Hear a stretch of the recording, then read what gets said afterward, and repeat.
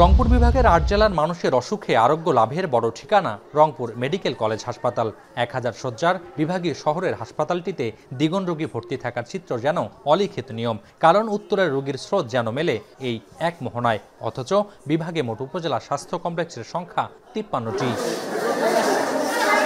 প্রশ্ন হলো, প্রতিটি উপজেলায় অন্তত একটি করে ৫০ শয্যার হাসপাতাল থাকলেও কেন সবার ছুটতে হয় ২০ থেকে ১০০ কিলোমিটার দূরের হাসপাতালে? আর কোন প্রয়োজনেই বা জেলা শহরগুলোর অলিগলিতে গড়ে উঠছে শত শত নাম সর্বস্ব ডায়াগনস্টিক সেন্টার আর ক্লিনিক? এক্সরে করতে পারি না, বাহির থেকে করতে হয়।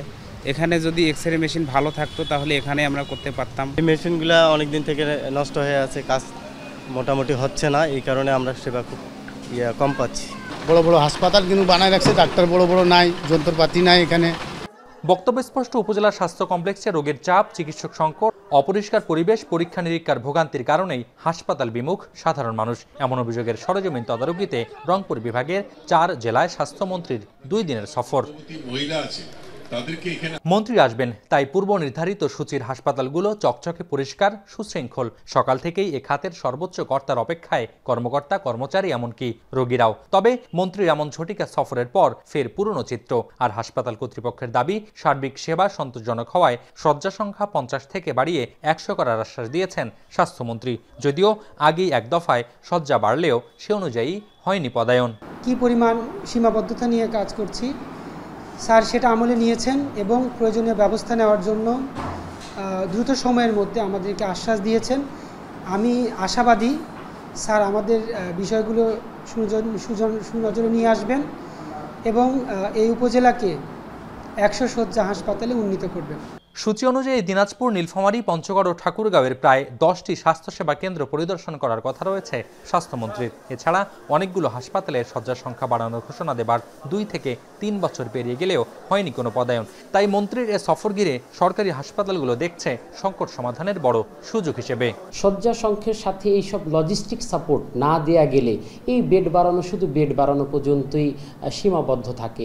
অ্যাকচুয়ালি যা শয্যা আছে সেটার ফুল লজিস্টিক্স যদি আমি পেয়ে যাই, মনে হয় সেবার মান আরও উন্নত হবে। তবে সৈয়দপুর উপজেলা হলেও এটা আসলে সময়ের দাবি রাখে।